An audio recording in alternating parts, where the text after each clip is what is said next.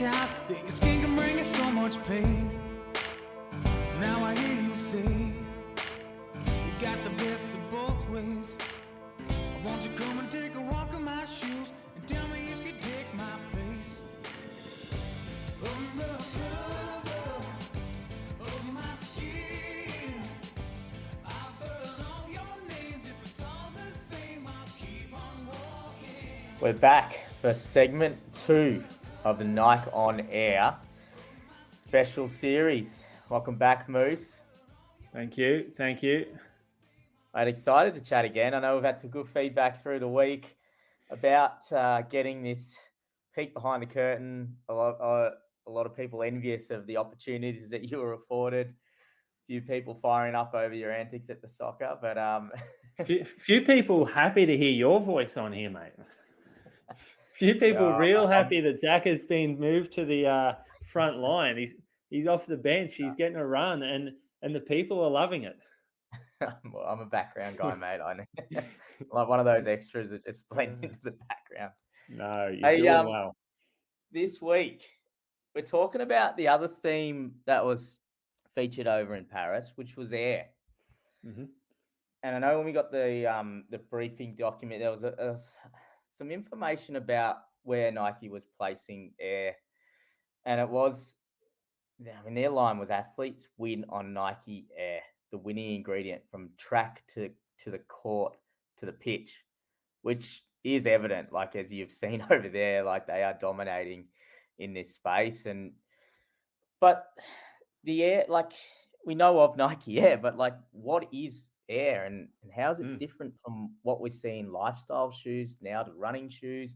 It's come back to running shoes. Where are we at with air? Yeah, so air is basically an encapsulated cell of air.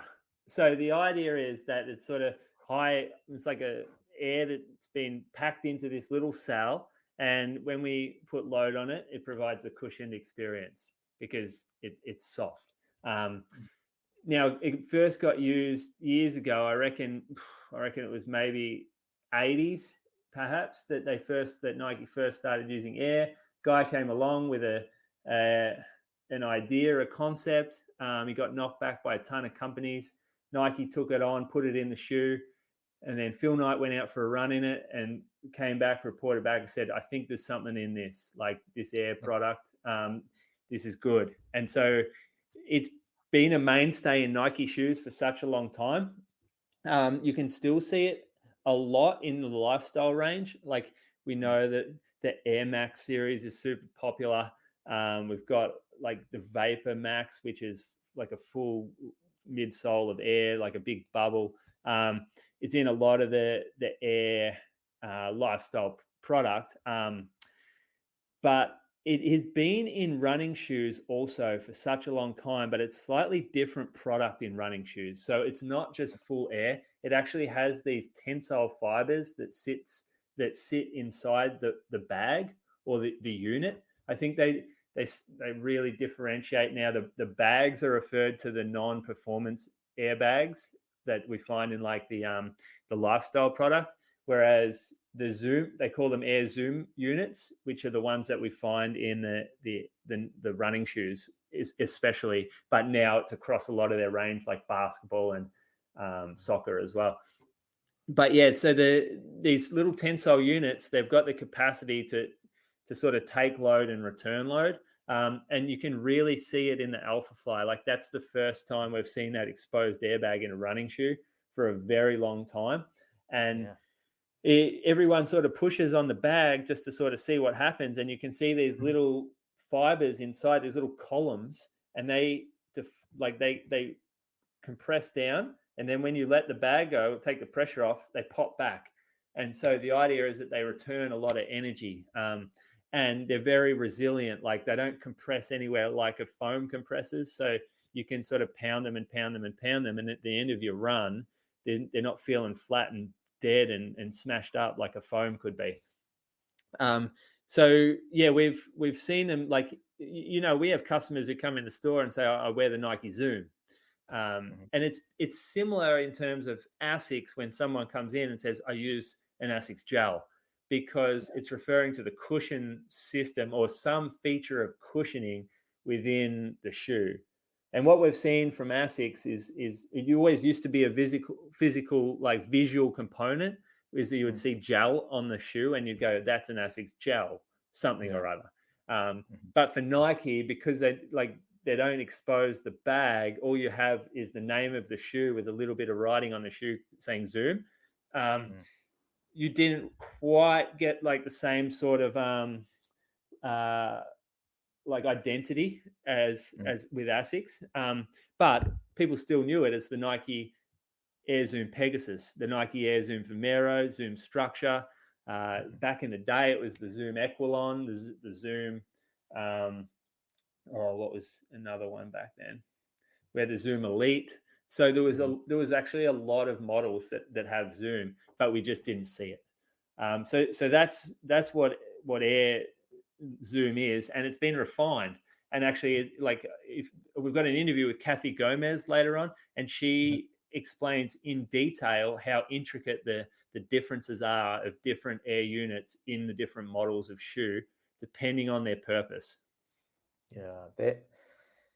Yeah, I mean, having these chats with you and learning more about we've all known that these Nike are another level with their innovation and the thought processes, but you can see like the level of engineering that is going into footwear and creating running shoes. Like, you can obviously what they're doing, it's next level. So the differences though, but like, what about foam? So why are they going with the air instead of foam, or what's different? What are we doing there?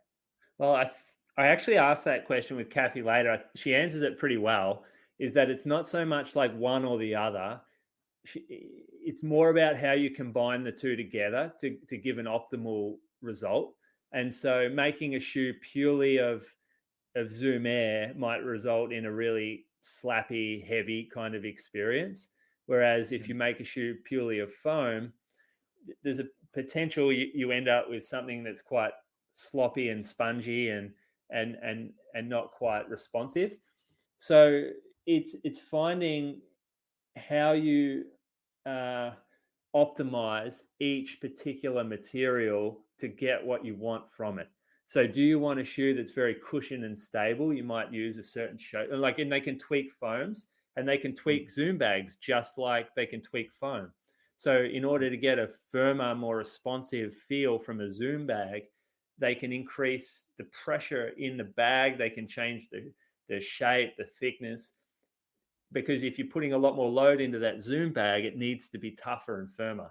But if you're jogging and you're going slowly, or you're walking, then a softer Zoom bag might be a better experience for that particular shoe. So it's not so much a case of one or the other. I think it's more a case of sort of optimizing the combination of the two for the outcome you want for that particular shoe model. And I've seen bad examples of this in the past. Like the Vomero 15, that shoe there had an airbag that was way too soft for what it was. And it was through the forefoot and it was too big. So you really felt your foot sink into the bag, and it felt like it was totally independent of the foam around it. So I don't feel like it was a very good incorporation of Zoom into a shoe, because it actually it felt too artificial, and there was just too much differentiation between the foams. So it wasn't a good incorporation. Whereas something like the Alpha Fly, and especially the Alpha Fly 3, how they've put those pods underneath the forefoot, they've given a cavity for it to compress. They've put a layer of foam along on top of the pod to stop it from being too slappy. They've increased the surface area, so the pod's just not sort of hanging off its own on its own little level. It's full contact surface area with the foam. So we're seeing a lot more refinement, I guess, of how they use Zoom Air units in both performance and training product. All this feedback, they've got the Nike kitchen that you've spoken about. They're obviously just pushing the limits, testing everything, They can. I know we'll probably get to it about some of the feedback they're getting from their professional and elite athletes. But how about the air and the way they're thinking through developing shoes with everyday runners in mind? And I guess this explosion that we've seen in the sport we're all enjoying, and more people involved and more people running. How are they catering for that as well? Yeah, so I think the study they did on Alpha Fly 3 was not just elites. Like they obviously had big input from the real heavy hitters like Kipchoge. He provides brilliant feedback, and I know they use him as a real test case because he is very intricate in how he details his feedback. In our store, we actually have these notes, like these A4 pieces of paper, and they're actual Kipchoge's notes that he's written down to give back to the shoe developer to give feedback on the first Alpha Flight. And it's pretty good stuff. Yeah. And then there's other athletes, like I think Faith Kipyegon. She gave a lot of good feedback. She was instrumental in developing, I think, the new Victory, which she came out and broke world records in last year. But yeah, this Alpha Fly 3, this is a shoe it's a lot more forgiving for the people. And when I say the people, I mean like anywhere from 2 hours 30 through to 5 hours, is that it has design features. And I'm going to steal a word from Tony Bignell here that are a lot more democratic. And so they're not on edge. They're designed to cater for a much more slower cadence and more of a rear foot strike and a heavier body and more out of perfectly sync the foot strike is. So if you take some of those shoes and you put 80 kilo to 100 kilo runner landing on the outside corner of that shoe at 6 minute a K pace, 40K into a marathon, what you're going to get a platform that just doesn't handle that. And so what they've done is they've tried to design a shoe that's a little bit more forgiving or democratic, we'll call it, for that athlete. And they got the feedback that they were looking for wasn't just, they did actual physiological testing on how the athlete was recovering after using them, not just on performance. So we focus on looking at, it's a 4% better shoe or it's a 5% better running economy. And we nerd out on those stats. But they're not looking just at that. They're looking at how the athlete recovers the day after using it or the week after using it, or how they're going, how many Ks they're getting in over an 8-week period doing workouts in that versus doing workouts in other shoes. So they're looking at it from a runner's perspective, not just from a pure scientist perspective, which is relieving, because that's what runners need. We don't run in a lab. We don't run on treadmills and we don't like run as well as we do in the first 10 minutes of a test on a treadmill than we do at late stage in a marathon. So we're seeing the right stuff from their sports research lab. Like I think it's really easy to get sucked into showing numbers that we can provide to the public really easily. Nice clean numbers like the Nike Vaporfly 4%. But in reality, what they're looking at is more realistic stuff and maybe more stuff that's significant to what we need. Back on just design, aesthetic versus performance. So you obviously amongst some of the designers there, but also the tech. So the two worlds colliding, art versus art and science, I guess. Is it? What do you reckon about that? Are they getting it right? Are they because there's a look good, feel good kind of mantra as well. And I think John might have referenced that. It's what are your thoughts on that? Well, funnily enough, Sam Kerr, she actually mentioned that in an interview that we did with her. Is that one of the other journalists? They asked the question like, how important it is for you to look good or to happy with your style on the field or whatever. And she said, well, she fully trusts that when she feels like she looks good in a boot, she feels good. It gives her an edge if she's feeling like what she's got on her feet is a beautiful product, or if it's stylish, or if she looks good in it, she'll feel like she's got that extra little bit of swagger. But I think you don't want to start compromising function for aesthetics. And one of perhaps like Nike's biggest assets in the past has been like their resources. They've got a crazy amount of people that can influence a shoe, and they're very smart people, and they're all top of their game. But when you get too many chefs in the kitchen, sometimes some things can get pulled the wrong way, and different influences. And we're starting to put spices on things that don't need spices, and it changes the meal. And so that's potentially what may have happened in the past. And yeah, it is kind of relieving, because the people that I was talking about were that, like, all the people that I talked about, they said that like the purely best functional product is an art of beauty itself. Is it doesn't really need to have lipstick painted on it when it's beautiful already. And the beauty comes from being such an amazing performance-based product, and such a functional product that science has guided, and the shoe designers have sort of put together without having to try to tweak things for the purpose of aesthetics. So it was relieving to hear that. I mean, I can see how when you get that mix right, it is just it's gold, because when you open that box and you look at the shoe, you feel it, you just want to go and run, or you just want to go and race in it. And there is shoes that Nike do that you do actually pick out of the box, and you're just like, okay, I want to get fit and I want to race in these, or I want to run a PB in these. So that I think Alpha Fly 3 is a classic example of that. Like, is anyone who's put it on in our store, trying it and gone for a little jog, their eyes light up. Like, it might look good. I mean, who cares? I never see that in someone's eyes when they open the box. I see it when they slip it on their foot. And I see it when they walk around the store, and you can tell in their mind, they're like, this is a fucking game changer. Like, I put it, I was in Tony Bignell's office 2019. I had a size 10 Alpha Fly that was sitting there. No one had really seen the Alpha Fly outside of Kipchoge's foot when he did the it was breaking two. Yeah. No one had really seen it much. I put it on my foot and went for a jog down the hallway. And I can, that is the exact same thing I felt then as what I'm seeing in people's eyes when they put Alpha Fly 3 on.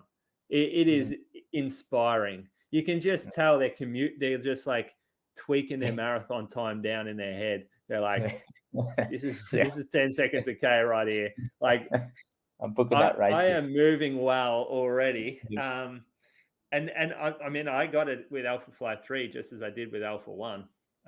Yeah, it's pretty special.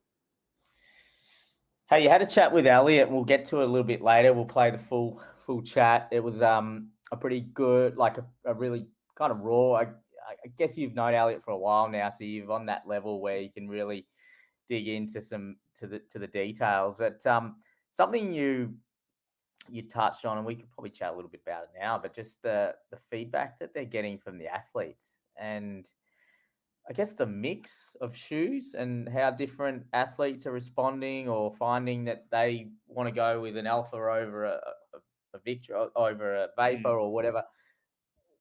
What was some of your findings from that chat? Yeah, well, there's some shoes that they nail first go, like the Nike Dragonfly.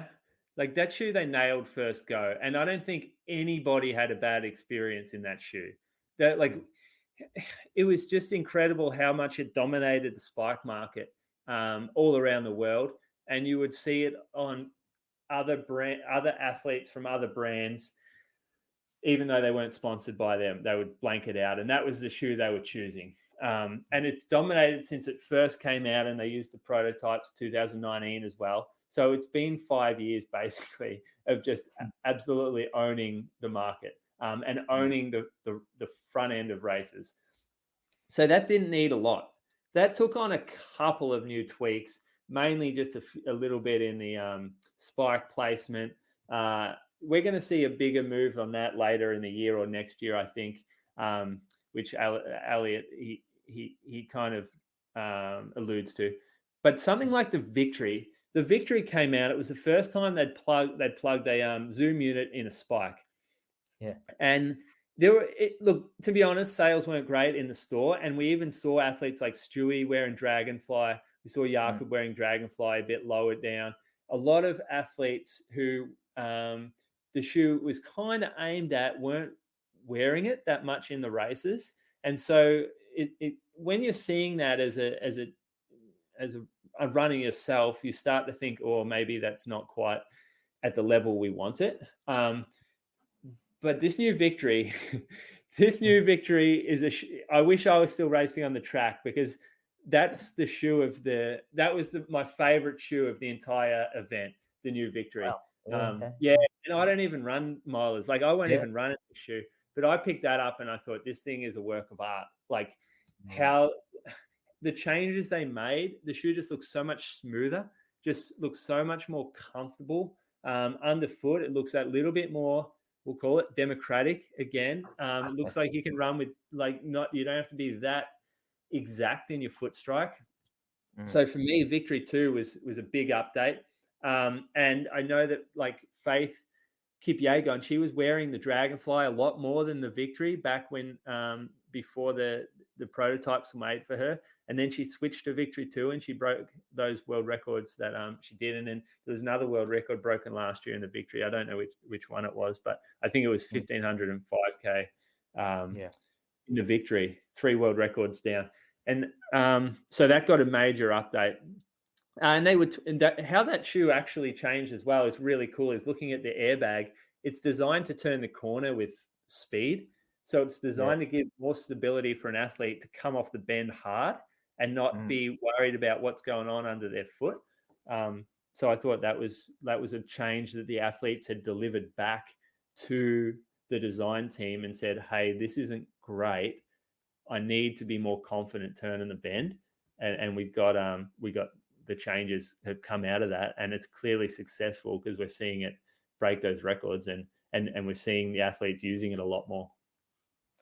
Yeah, I did hear the stability is a big thing that they've really improved in that area. And I guess they're just constantly getting feedback from the athletes, but also in the kitchen, or also working through all the technology that they can access now to, like, simulation and just, I don't know, it echoes through a number of the interviews is that they're not putting limits on things. Like, they'll try anything and everything, and like a bit of the mad scientist hat on and just go with it. So I think obviously the athletes at Paramount they want them to perform, and they're doing everything possible to get them there to get the best out of their comes back to that whole thing about getting it perfect for Paris, and wanting the athletes in those shoes for Paris.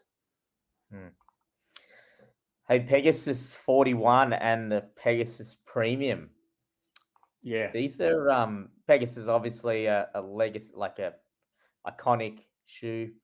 Now the Pegasus Premium. Do you want to speak to both of those, because something we haven't heard of before? Yeah.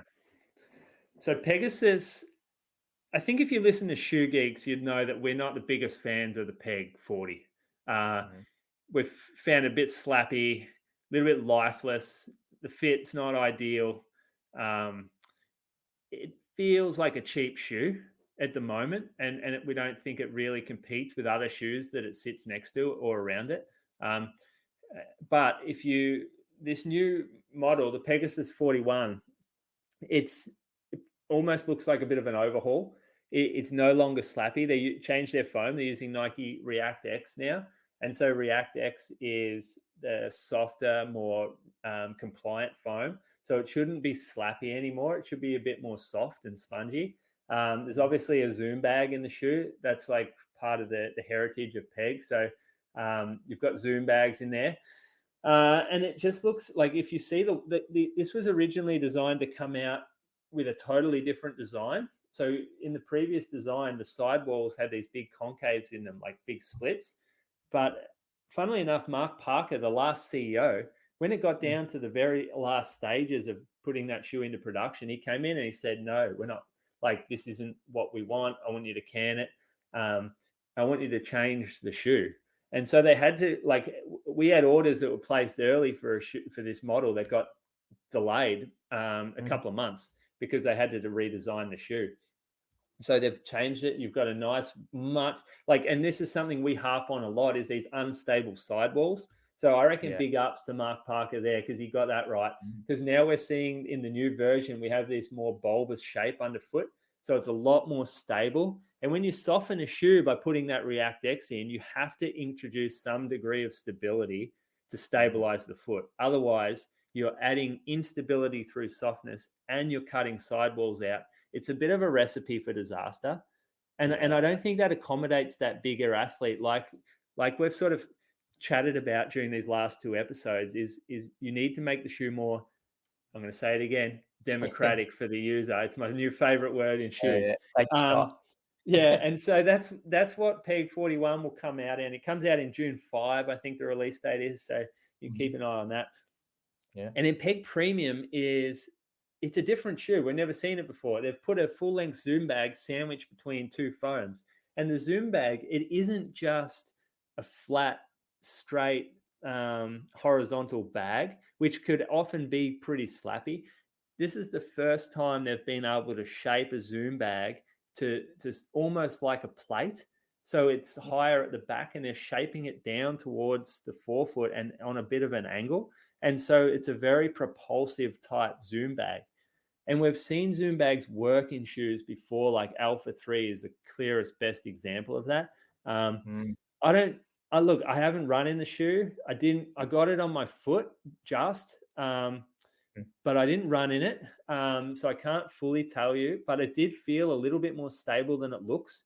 The Zoom bag is a bit firmer than what I was thinking it might be. So that's, again, promising. This is a shoe that will give a lot more lively type experience than the Pegasus 41. But yeah, we'll wait and see for that one. Not really a workhorse shoe. I'm not sure exactly. I don't think it will be. I think we're going to see the Pegasus be your workhorse.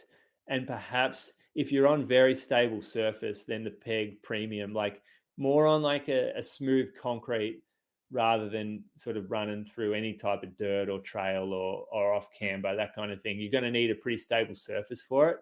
But we're actually seeing innovate, like we're seeing lines update throughout the Nike range and a little bit of a restructure as well in how they segment their training models, which you can sort of see. You've already got a bit of an idea there. You've got Peg 41 and then you've got Peg Premium that sits up, and then there might be a little name change from Peg Turbo that's coming out later this year. You might get a little bit of a tweak there, which will I can't go too far into that, but we're going to see some clear categories develop within the Nike range.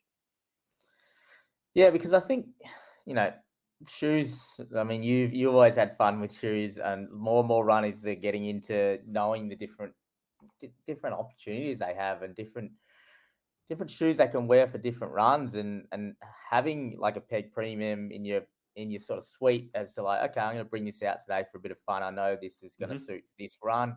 I'll go back to the Peg 41, and then there's just for different days you might have a different shoe, and I think it's making just running more fun, knowing that you've got these shoes. Mate, that's 100%. It's that 100%. It's like we deserve to have fun. Like running should be fun and shoes should be fun. And there's not that many ways we can make running fun, realistically. Like running's a very simple sport. We go out, we put one foot in front of the other. There's not a lot of ways that we can change that. We can obviously go to different locations or run on trails or whatever. But in order to do it on your day-to-day run, putting something different underfoot is the way to do it. That's how you can change the experience of the run. And I think that's where Nike is sort of heading in providing different experiences for each run. And you get to select a shoe based on the experience that you want for that particular day. think that's a good way to wrap it up, mate. And we lead into these final couple of interviews, couple of grabs you had. Kathy Gomez and Elliott Heath. Do you want to tell us about Kathy? Yeah, so Kathy, long-time employee at Nike. So she's the vice president of cushioning innovation in Nike. I believe she might have just ended up in another new role, like vice president of, I guess, cushioning innovation. But anyway, she's her singular job for the past 25 years has been to create the future for Nike, innovating for hundreds of millions of athletes around the world in the process. Currently, Kathy is Nike's vice president of cushioning innovation, where she focuses on progressing the promise of what every athlete feels underfoot, both on and off the field of play. Most recently, Gomez led a revolutionary charge for Nike's most enduring platform, Nike Air, which resulted in new solutions for runners with the Nike Air VaporMax and fresh articulations of Nike Air for lifestyle with the Air Max 270. Gomez's current work involves imagining the next wave of air innovation and design. Yeah, that is serious expert. Yeah, she's up there. She's up there at the Nike. Everyone knows who Kathy Gomez is. And then Elliott Heath. So he's Global Running Footwear Product Manager. So he oversees the racing portfolio across track, field, and road models. Prior to his role in Nike Footwear, Elliott was an All-American collegiate middle distance runner and a professional Nike running athlete. He lives in Portland, Oregon, and coaches the Bauman Track Club, one of Nike's premier running clubs. So, yeah, we had Elliott on a month or so ago, maybe 2 months ago, and so you've heard from him before. But we talked about Alpha 3 back then. With this time, I bailed him up. He wasn't actually on our list of approved interviews, but I just said to him, I'm like, Elliott, I need to chat to you. Let's go out the front and let's chat spikes if that's all right. And so he was good enough to to go with me, and we chatted spikes. And this bloke knows everything, and he details every little difference in the spikes from Victory 2 to Dragonfly 2, and the differences from the first version, which is what the nitty-gritties of what our real listeners want to hear about. Yeah, he did such a good job in explaining the differences, and I'm sure you could have spoken for him and probably did bail him up for the next 3 or 4 hours. And oh mate, I was an absolute pest there. Those blokes are so glad to see the back of me. That's right. We've got you now. We've got you back. We've got to deal with it. Still not enough handlers to keep me away. The handlers were there, and I was just getting around them and still peppering them. It's been fun, mate. It's been very educational from my side as well, hearing what Nike are up to, and yeah, thank you. And I think a lot of listeners will have enjoyed these couple of segments in hearing what your take on Nike. Yeah, and obviously massive thank you to Nike for taking us over to Paris and showing us behind the curtains, because it's very helpful for the listeners of this show. They get to hear, but also I get to see what's happening in retail for those guys for the next few years too. Good stuff, mate.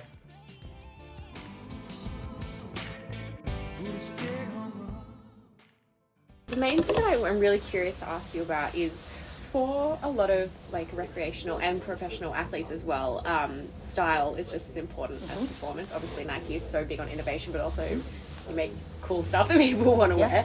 How do you consider that balance between fashion and style when working on your big footwear innovations? Yeah, so I honestly don't really separate style from performance. I think they are, they're not mutually exclusive. And so in innovation, it's true, we're really focused on making better product. And fundamentally, I believe if we are pure and it works and we design it to function, it's inherently beautiful and intuitive, which is amazing. And at the same time, our teams are very connected to what's happening in the world, what people care about, what they're paying attention to. And that influences aesthetics as well. Right, so it's critical that people are attracted to what they're wearing and they feel good in it, because that's part of performance. Looking good is part of performance, and so it is important. But I believe and see all the time that, you know, fundamentally, if it works, it's inherently beautiful. Yeah, and do you think that like that's kind of going to be something we see more of in Paris, in particular, obviously like the fashion capital of the world? Do you think that there's going to be more emphasis on style and fashion from an athlete's perspective? I think we're just seeing that in general. Yeah. I think we're seeing more and more expression from athletes. They're getting so much attention, which is incredible, and they're really expressing themselves. And I think that it feels like a natural progression, and it's so amazing to see them here in Paris because, you know, of course, it's a fashion capital. But I think it's just a natural progression of things that you know, they're paying attention to their style more and taking risk and being bold and showing their own personality through their style. Yeah, it's fun to watch.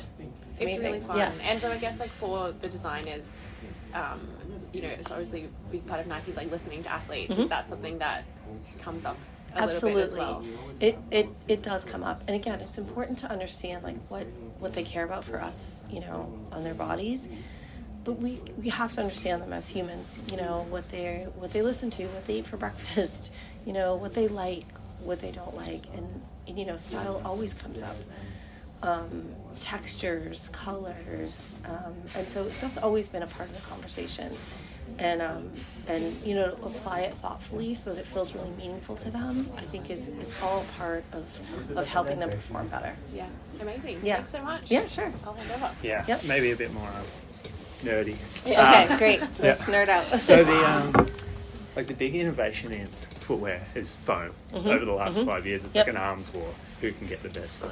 Resilient foam. We've seen ASICS move away from their icon, which is gel, and have a lot of success with doing that. Nike's gone back to Zoom Air. Where do you see the place for Zoom Air when the foams are getting so much better? Yeah, it is amazing to see how soft and responsive the foams are, and even like the palette changes, right? Meaning that, you know, 10 years ago, like soft wasn't really a thing, right? So it's amazing to see, and the way resiliency works, right? You have to deflect it to you know, reduce that energy loss. Zoom Air is part of the system, right? And you know, we're lucky to have it, and it is the most resilient part of the system, and so it's really just to our advantage to be able to utilize it. And it's really about how the whole system comes together and how it feels in the end, right? And actually showing Zoom Air, like making it visible, it helps to understand it, what's in there, right? Because you can see it, but really it unencumbers the technology so it can deflect even more. So it actually is a performance benefit to make it visible in Zoom or Max. And so that whole presentation is really about how it functions. And we obsess what's in the layers of the shoe and how they come together too, what the order of them is and how we connect them together. All of it is obsessed about performance. And you know, in the case of the Alpha Fly 3 or even that Peg Premium that you just saw, it was really about responsiveness, right? So you know, we tried many iterations of that system to achieve the performance that we were looking for. Yeah. The Zoom bags, they're not all the same, right? Correct. So how do you tune an airbag for a different purpose, like the Max Fly versus an Alpha Fly? Yeah. So the team, we have a very experienced engineering team that works specifically on air soles, and so you know, they understand the nature of the material and the pressurization of the air sole and how it works.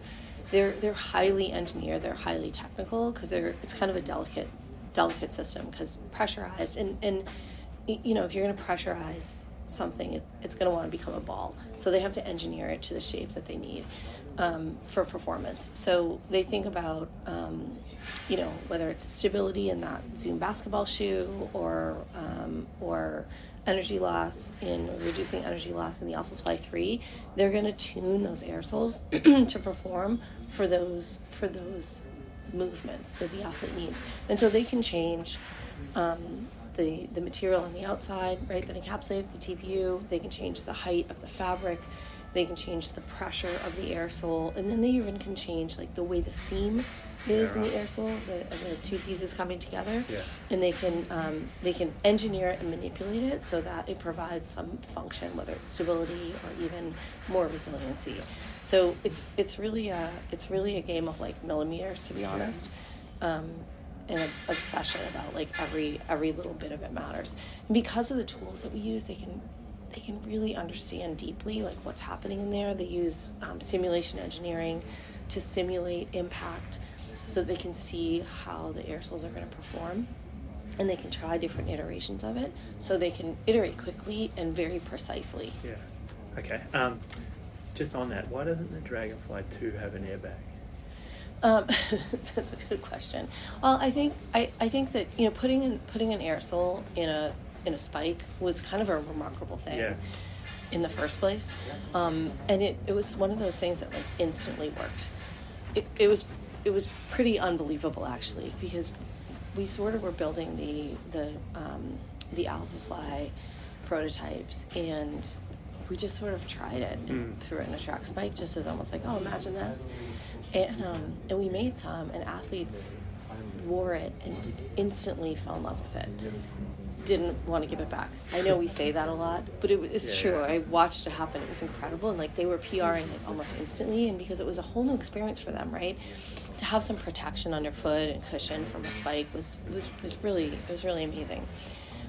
So it's really about choice, right? So like, not everybody loves the same thing. So I think in the track line, we want to offer, like some that have Zoom and some that don't. So it's really about like a portfolio that works for different athletes with different perspectives on what they want to feel under their foot. From the technical running market or the specialty stores, they probably look at like the Zoom Air, or not Zoom Air, but Air as a more of a lifestyle play these days. Will there be a challenge trying to bring that field back to Zoom Air as a performance? Yeah. It's really important for us that things work, right? And so we believe in the Peg Premium. We've been using Zoom in our running shoes. We've been using Air in our running shoes since the tail end. And it's been visible, it's been not visible. It's just sort of like, how it's trended over the decades. And being able to encapsulate Zoom works, but again, to be able to unencumber it in the Alphafly, it functions better. It saves weight, and also it allows it to deflect more. So just the weight thing is a Zoom bag lighter than a piece of air the same? Oh, piece of let's say Max. Sorry. Is that, say the current from Aero? Is that airbag in there? Is that lighter than weight that would take up the same cavity? Not necessarily. So weight is critical, especially when you get into things like Alphafly, where every gram matters. So we're always looking to make things lighter, and the Zoom air soles have weight to them, obviously, and so we're always looking to take weight out of those. So sometimes you'll add a little bit of weight, but you get it back on the resiliency. It's like how the system works together, right? The piece of engineering around the Alphafly 3, how you've given it the bag room to move, that's pretty incredible. Was there a specific designer or engineer that came up with that? Yep, it was the cushioning engineer with the designer. The designer, I don't think you did meet him, Leo Chang. He just got here. He was actually just in Kenya and Ethiopia working with the athletes. But that was literally like, take some more room away from the air sole to let it deflect, and that's why they did it.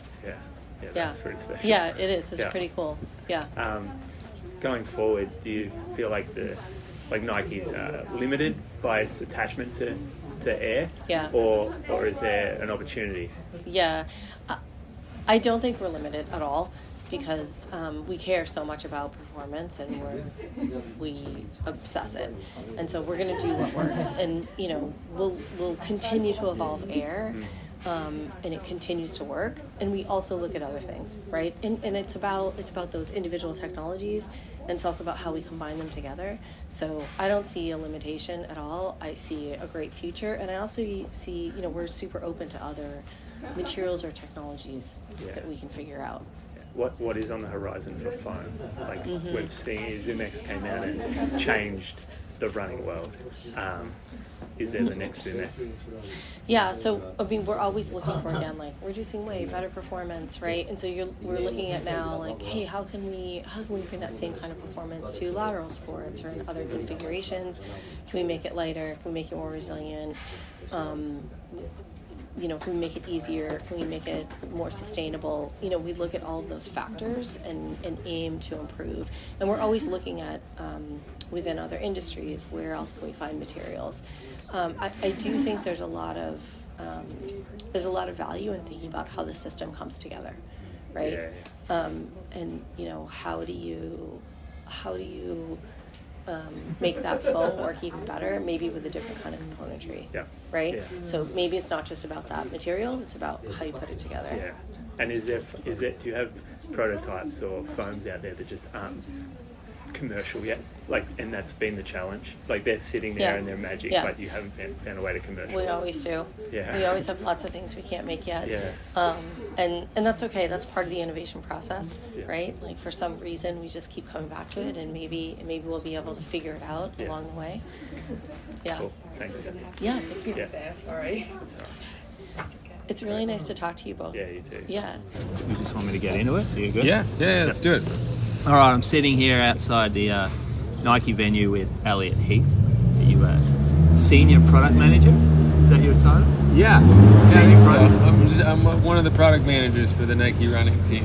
So, Well, we have with us the new range of Nike spikes. So we have here the Nike Dragonfly 2, the Victory 2, and also the Maxfly 2. So the next iteration of the performance range. In Australia, the Dragonfly is on nearly every foot at every meet, and we would really love some insights into what makes the new version different from the older version, Elliot. yeah, so the Dragonfly 2, like you said, it is one of the most liked distance spikes ever, not just for every runner. We track like the results of the elites. It was the most worn shoe for athletes winning medals at the Tokyo Games, and then we've just seen it really take off for college, high school runners. It's just been so versatile for athletes running not only like 10,000 all the way down to 1,500s, 800s. So really well-loved distance shoe. The Dragonfly 2 has a couple key little updates that improve the nuances of the shoe. They basically improve the athlete's control of the shoe without taking away any of the magic of what made the Dragonfly special. So starting with what made it special and what continues to make it special is the full-length ZoomX midsole that goes from all the way in the front, thick in the back. In between or underneath that ZoomX midsole is the full-length plate. So this is actually a slight update to the material of the plate. It's an injected material. This is a new PVAX material. It's a little bit lighter, a little bit stiffer and snappier than the previous one. Those are all really good things that you want in a fast track spike. But if you look on the outside, actually, you'll notice that the Dragonfly 1 had 6 pins on the outside, 4 pins on this new one. We did a lot of research and testing into where do we really need those pins to be to give enough traction, but not too much, not overbuild it. Because if you look at the materials that make up a Dragonfly, metal's the heaviest material on the shoe. So when you're removing a receptacle as well as another pin, we're removing the heaviest material on there. Still key placements on it. We know that the Dragonfly is used for not only the flat distances, but also really well loved in the steeplechase. So those positions are kind of offset on the lateral to the medial side for not only the transition of a runner, but also in a key place for the steeplechasers to have grip on the barrier.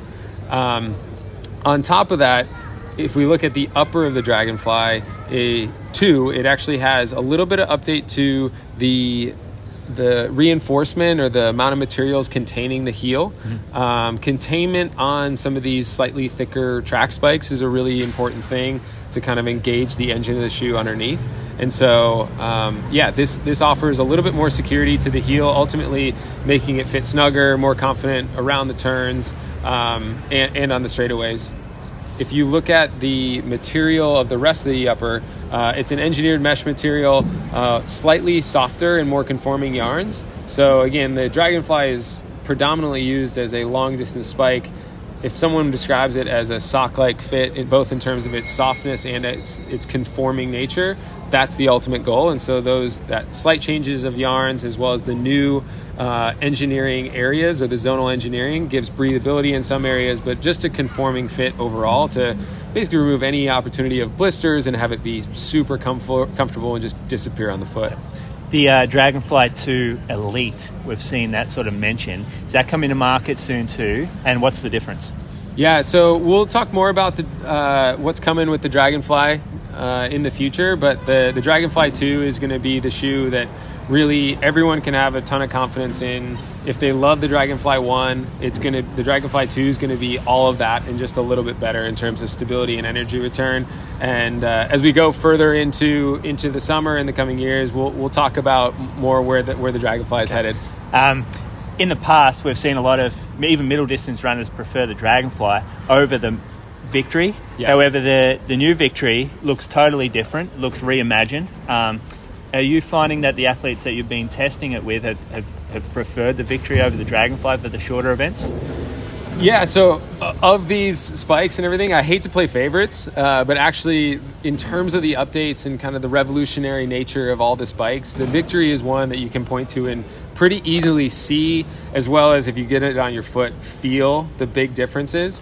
The Victory, I think, in its first... I like to think of both the Victory and the MaxFly, especially with introducing air into the track for the first time in 2020 and 2021. It was this new engine, a more powerful engine that had ever been put into a spike before. But maybe some of the other details, the suspension of the car basically wasn't even ready for the power of that engine.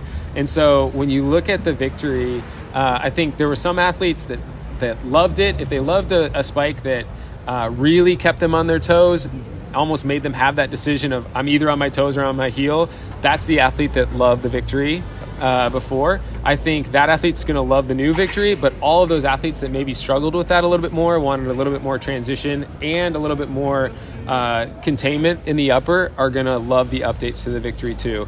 It's going to make it a more versatile spike. So not only 815, but we've seen the fastest 3 5Ks ever run in the past year on the women's side were all in the Victory. So 2 world records and a runner-up finish at Prefontaine Classic. So we're seeing the versatility of the Victory come to life. Yeah. A couple of the biggest ways that happens, if you look at the bottom and the engine of the shoe, small detail is just how much foam in the shape of the design connecting the forefoot to the heel. We took inspiration actually from how much people were liking the Dragonfly to follow that shape a little bit more and provide a little bit better transition there. It doesn't take away anything from the aggressiveness, the speed that those kickers love of the Victory, but it really just helps with kind of the dynamic paces. If you're in a tactical race and you need to go slow, you need to go fast, or you're just someone that doesn't hit straight in the forefoot, that slight change is a huge difference in terms of the versatility of the speeds of the Victory. Another thing is just the overall stability of the system. And so on the Victory as well as the MaxFly, you'll see this update to what we're calling the base of support system. If you look at the bottom of the shoe or you have a chance to put it on your foot, you'll notice that there's a much larger flat platform right underneath the forefoot. That gives a ton of confidence and more stability to athletes, not only on the straightaway, but especially around the turn. We want them to, if they're getting all that power from this new engine back, we want them to feel like they can control it. And that's been one of the biggest unlocks to the Victory and its versatility as well. Yeah. I mean, you mentioned the upper before. Yes, yeah, I did. I said it's a thing of beauty. I've never seen anything quite like this. It just looks strong just from looking and feeling, but there is nothing of it. It's see-through, but these fibers feel like Kevlar. Yeah, they're not Kevlar, but your descriptions are really close. I mean, this example and this new Atom Knit upper, I think, is an incredible example of the engineers, the programmers, the specific Flyknit designers, and really incredibly smart people that we have working on Flyknit in particular. This new Atom Knit upper, it takes a lot more zonality to things. It makes it lightweight, super soft, conforming in the toe box. But again, when you look back to the stability component and wanting it to be really secure, you can provide stability underneath the foot, but a huge component to stability comes from the upper and how much it contains your foot. And you see these containment lines. So these are actually specific cables that go in the midfoot of the shoe that help contain the foot while still being super lightweight and comfortable and soft in the other areas. That's been a huge unlock for the overall fit and consistent fit of the Victory. The Victory 1 could kind of almost like stretch and conform too much to your foot over time. This one stretches, conforms just a little bit, but then it holds that shape really well. And while we're talking about fit and uppers, there is a lot of focus, and all the sexy stuff is generally underneath the foot. Mm-hmm. But it's no good if you can't fit your foot, if you can't put the shoe on your foot. And so that's what we have loved about the Dragonfly in the past, is that little bit extra width and forgiveness for a track spike. Mm-hmm. And it means that we can get so many different feet into a spike, where in the past, unless you had like a nice narrow petite foot, you would never find them comfortable. Yeah. I mean, just in general, I think comfort is something where it's not necessarily the main focus of a brief of a track spike, or it's not the top one. Yeah. Everyone's always asking us to go faster, but if we can provide more speed as well as be more comfortable and conforming and fit better, then that's kind of like the best of all worlds. And I think you see that, like you said, the Dragonfly made that happen, and you see that come to life with the Victory as well, and this new Atom Knit upper. It's soft where you need it, and it's super containing where it needs to be as well. Ultimately, like, an upper should just disappear on your foot. An upper should be something that you forget about almost, that allows you to experience the positives and the energy and the engine of the shoe. And I think that's exactly what the new Victory does. So if you have, you're a coach yourself, you would have a range of athletes that you coach who are potentially looking at getting a spike. Are you seeing a correlation between certain running styles or running types or body shapes and their preference for one of these models over the other? I think we saw more of that correlation with the Victory 1 and the Dragonfly, where it was like, okay, you're definitely like a total 4-foot runner. I feel more confident you'll be in the Victory as a middle distance runner. And if you're like anything but that, you're in the Dragonfly. I've seen it go a lot more towards really based on event and the speed demands of that athlete. So like I said, with the slight changes to the Victory and how it's become more versatile for the different speeds, it's a lot more common for basically any 800, 1500, 3K athlete to be like, no, the Victory is my shoe. Yeah. I don't have to be just like a 4-foot runner. I can unlock the benefits and the speed of the Victory for those middle distances, regardless of my foot strike. And then for the athlete who's just looking for a little bit more cushion, a little bit less aggressiveness, a little bit more kind of perpetual long motion, that's where, you know, they're more predominantly going to go to the Dragonfly. Yeah. And we see that coming to life with someone like Jakob running multiple records last year. We got all the sirens, people loving Jakob's world records, but he set multiple world records last year. But he did it in multiple different shoes. Like in the middle distances, he was totally focused on the Victory, and in the longer distances, in the 5Ks, that was the Dragonfly. Yep. And we see that kind of coming to life with other athletes and how they're choosing their shoes. Okay. Just quickly, a lot of our listeners are sprinters, but the new Max Fly, it's what we'll see on the feet of the real superstars in Paris. Yep. What have you changed from Max Fly 1? Yeah, so a lot of similarities if you look at the Max Fly and the Victory. That base of support system, unlocking more stability around the turns and the straightaways, is the biggest change. Obviously, it's built around the engine, and that's the air zoom units, the dual chambered air zoom units underneath that outsole plate and smashed in between the carbon fiber full length fly plate. That overall system of speed is what is the game changer or the difference maker for both the Max Fly and the Victory. I think you see the ingenuity of our designers kind of, changing and tweaking certain things between using a similar engine, but changing a few things to make it more specific to the needs of the world's best sprinters in the Max Fly and then the world's best middle distance athletes in the Victory. But yeah, I can't say enough about that base of support system. If you're thinking about how fast and how powerful the athletes are running around the turn, they absolutely love the MaxFly 1, but if they had one criticism for us, it was like, help me unlock that power that I feel on the straightaways, help me unlock that on the turns. And so we've tested with, you know, a lot of the sprinters like Dina and Sha'Carri, who are focused on both the 100 and the 200, as well as someone like Rai Benjamin, who's going, you know, 400 meters super fast, but also over hurdles. Those demands of stability are super high for them. And we've been able to do that by just designing a flatter zone into the spike, by building up the medial side a little bit, also removing one spike in the middle. That allows for a flatter zone throughout the bottom. Really small details, but actually it's something that you can feel on your foot, or if you even just put the spike on the table and you try to feel how it rocks side to side, you can feel that stability come into life. Again, that's combined with the upper plays a role. It's kind of a dance between provide stability on the bottom, but then also contain the foot on the upper. If you think of like one-to-one fit, we had slight change in the yarns of this fly weave woven type material. So it hugs the foot one-to-one, but they're also a little bit softer and more conforming. So again, fits like a sock. A woven material is known for its lockout abilities.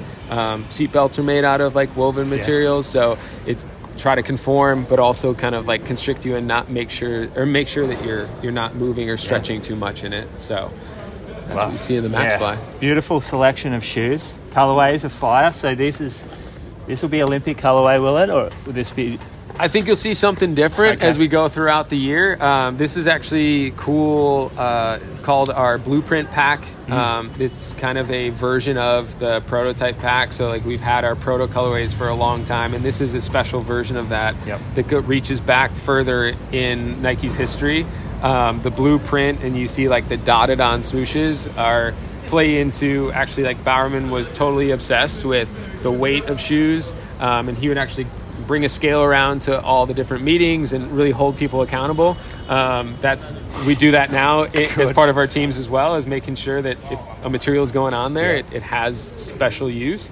So he used to actually, with a pen, dot on a swoosh to see how minimal it could be. And so you see that in all of these, and you see his handwriting on the shoes, and even some of the foot anatomy on the sock liners. So that's the Blueprint Pat that you'll see out this spring and early summer. And then as we go forward into the games and beyond, there'll be more. Okay. Well, thank you so much for your time, Yeah. Elliot. Jeez, you nailed that. I was told as a young man, doesn't matter if you're white or black. Just show love to everyone you meet. Doesn't matter if it don't come back.